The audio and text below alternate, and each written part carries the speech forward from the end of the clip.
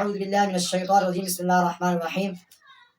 ان اللہ وملائکتہ یصلون علی النبی یا ایھا الذین آمنوا صلوا علیہ وسلموا تسلیما الصلاۃ والسلام علی سید الانبیاء والمرسلین وعلی آلہ واصحابہ یا سیدی رحمۃ للعالمین۔ میں فدایان ختم نبوت نیٹ ورک کے اس پلیٹ فارم سے آپ سب کے سامنے حاضر ہوں۔ مرزا احمد بیگ صاحب اور ان کے علاوہ ہمارے جو بھائی ہیں جنہیں ہمارے ساتھ دیا اس عظیم اور پاک مسجد کے لیے، اس عظیم مشن کے لیے، ختم نبوت جو رسول اللہ کی ختم نبوت کا مسئلہ جداگانہ کائنات کے اندر مسئلہ ہے۔ آج میرا موضوع ہے کہ صحابہ اور امت مسلمہ کا اجماع ختم نبوت کے دلائل پر۔ ختم نبوت پر صحابہ اور امت مسلمہ کا اجماع ہے۔ میں کچھ دلائل دے کے اپنی گفتگو کو سمیٹنے کی کوشش کروں گا۔ نبی کریم علیہ نبی الصلوۃ والسلام صحابہ کی بات کی جائے گی، جیسے رسول اللہ صلی اللہ تعالیٰ علیہ وسلم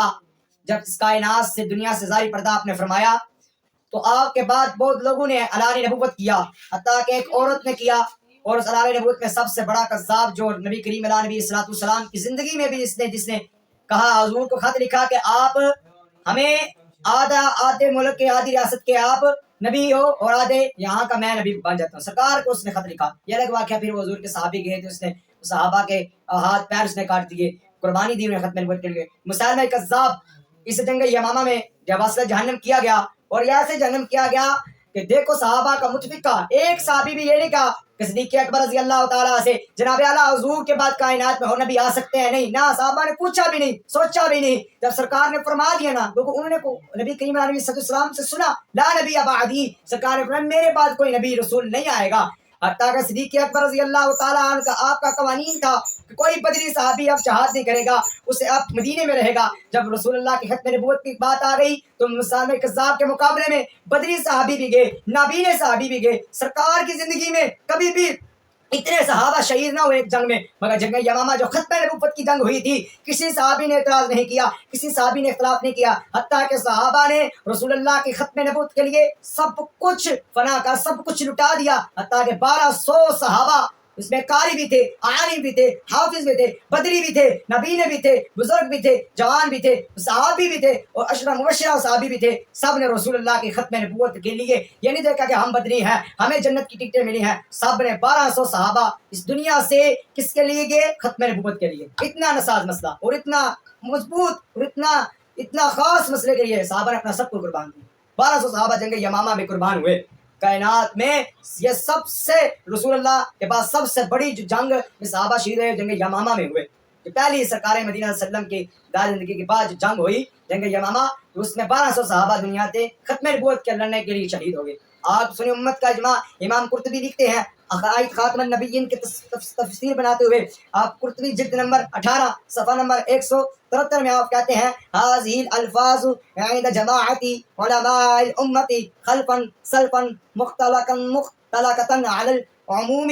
مقتدی نصا انه لا نبی بعدی۔ یہ آیت کے لفاظ اگلے پچھلے تمام تر علماء اور ہر دور کے علماء کے نزدیک اپنے مکمل عموم پر مجھول ہے، جس کا تقاضا یہ ہے، وہ کہتے ہیں کہ سارے علماء دور کے ہوں یا نزدیک کے، دور ہو مدینے سے یا نزدیک ہو، دور کے ہوں یا نزدیک کے، ساری امت اور سارے صحابہ، سارے تبع تابعین کا متفقہ تقاضا ہے کہ سرکار کے بعد کائنات میں کوئی نبی اور کوئی رسول نہیں آئے گا۔ امام قاضی ریاض رحمہ اللہ تعالیٰ اپنی کتاب الشفا جلد نمبر 7 صفحہ نمبر 282 میں آپ لکھتے ہیں، کہتے ہیں انه خاتم الانبیاء لا نبی بعدی واخبر عن اللہ تعالی انه خاتم النبیین وانه ارسل کافۃ للناس واجتمعت الامة على حمل هذا الكلام على ظاهره وان مفهومة المراد به دون تعديل ولا تخصيص ولا شك في کفر هؤلاء الطوائف کلها قطعا و اجماعا و سمعا۔ آپ فرماتے ہیں یعنی نبی صلی اللہ علیہ وسلم نے خبر دی کہ میں خاتم النبیین ہوں، آپ کے بعد کوئی نبی نہیں آئے گا، اور آپ نے اللہ کی طرف سے یہ ہمیں خبر پہنچائی۔ اللہ نے قرآن میں کہا ولیکن رسول اللہ و خاتم النبیین، حضور نے تفسیر فرما دی لا نبی بعدی، میرے بعد کوئی نبی نہیں۔ اب اس پر پوری انسانیت اور پوری امت کا اجماع ہے، اور کلام میں یہ ظاہر مجہول ہے، یہ کلام یہ مضبوط ہے، پوری امت اس پر کھڑی ہے۔ اس سے مراد سرکار مدینہ صلی اللہ علیہ وسلم کے بعد کوئی نبی نہیں آئے گا۔ اس میں نہ کوئی تعبیر ہوگی، اب نہ کوئی تخصیص ہوگی۔ اگر جو تعبیر کرے یا اس کا منکر ہو، وہ کافر اور کذاب اور جھوٹا اور لعنتی ہر جہنمی ہے۔ یا بتاتے ہیں امام غزالی اپنی کتاب اقتداء فی العقائد میں لکھتے ہیں، آپ کہتے ہیں ان الامت قائمت بالاجماع من هذا اللفظ من قرائن الاحوال وانه فہم عدم النبی بعدہ ابدا وعدم رسول اللہ ابدا وانہ لیس فی تعویل ولا تخصیص، یعنی بے شک امت نے اجماعی طور پر لفظ علیہ وسلم کے حوالات جو حضور نے ہمیں بتائے، جو حضور کے حدیث سے ہمیں معلوم ہوا، آپ نے کہا کہ اب تا قیامت تک کوئی نبی اور کوئی رسول نہیں آئے گا، اور نہ اس میں کوئی تعویل ہوگی، نہ اس میں کوئی تخصیص ہوگی۔ ملا قاری رحمہ اللہ تعالی لکھتے ہیں، آپ اپنی شرح فقہ اکبر صفحہ نمبر 128 میں لکھتے ہیں، آپ کہتے ہیں دعوت النبوت بعد نبی کفرا والبجماع، یعنی ہمارے نبی صلی اللہ علیہ وسلم کے بعد نبوت کا دعویٰ کرنے والا کافر اور جھوٹا اور کذاب ہے۔ اس کو پوری امت کا اجماع ہے،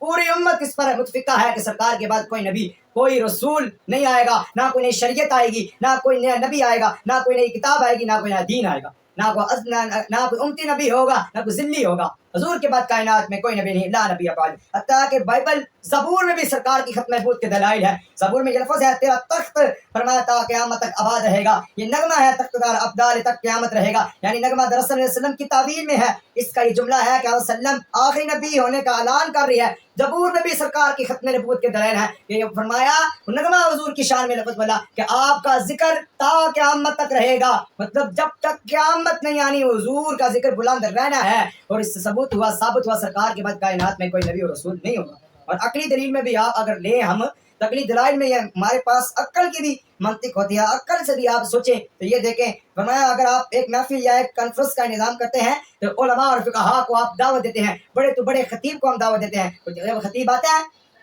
تو خطیب اپنے بیان کرتے رہتے ہیں، مگر خطیب جو سب سے بڑا خطیب ہوتا ہے اس کا نام بڑا کر کے لکھا جاتا ہے، مگر وہ ادھر موجود نہیں ہوتا، اس کا بیان پہلے نہیں رکھا جاتا، مگر آخر اختتام پہ جو سب سے بڑا مفتی اور خطیب ہوتا ہے اس کا بیان رکھا جاتا ہے تاکہ عوام کو معلوم ہو ان کے بعد اب بیان نہیں ہوگا، جو یہ کہیں گے، جو یہ بات کہیں گے وہی بات ہوگی۔ تو فرمایا حضرت ابن شعبہ اپنی کتاب جلد نمبر 7 صفحہ نمبر 838، جامع صغیر صفحہ نمبر 200، کنز العلماء جلد نمبر 11 205 میں لکھتے ہیں، کہتے ہیں کنت اول النبیین فی خلق وآخرهم فی البعث، حضور صلی اللہ تعالیٰ علیہ وسلم یعنی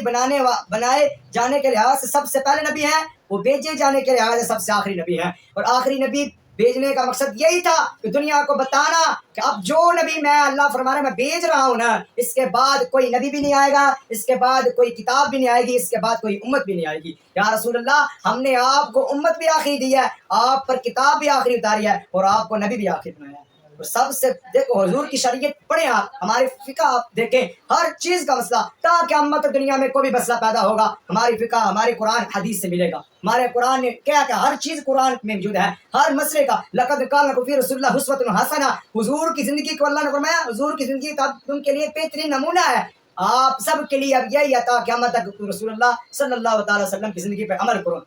اگر ہمیں کسی چیز کی ضرورت ہے، نیا نبی تب آئے جب کوئی کمی ہو، اس دین میں کمی ہو، اس کے فقہ میں کمی ہو، قرآن میں کمی ہو، رسول اللہ کے حدیث میں کمی ہو۔ اگر نہ قرآن میں کمی ہے، نہ حدیث میں کمی ہے، نہ اسلام میں کمی ہے تو نیا نبی کا ہم نے کیا کرنا ہے؟ اس لیے یہ پوری امت کا اجماع ہے کہ تا قیامت تک کوئی نبی اور کوئی رسول نہیں آئے گا، حضور آخری نبی ہیں، خاتم النبیین ہے۔ کوئی بندہ شک بھی کرے حضور کی ختم نبوت پر یا دل میں بھی سوچے حضور کے بعد کوئی نبی ہے تو فرمایا کافر اور مرتد کافر ہے، وہ کافر ہے، کذاب اور جھوٹا ہے۔ اللہ تعالیٰ ہمیں اسی عقیدے سے اور اسی ختم نبوت کی سے دنیا سے لے کے جائے، اور تا قیامت تک جب رسول اللہ کے سامنے جائے تو ہم حضور کو خاتم النبیین ماننے والوں میں شامل ہوں، بلکہ منکرین میں نہ ہو، حضور کے ماننے والے جس طرح صحابہ دنیا میں ختم نبوت کے لیے قربانی دے گئے، اللہ ہمیں بھی اس قربانی میں کرنے میں حصہ عطا فرمائے، ہمیں بھی ختم نبوت کا پہرے دار بنائے۔ وآخر دعوانا الحمدللہ رب العالمین۔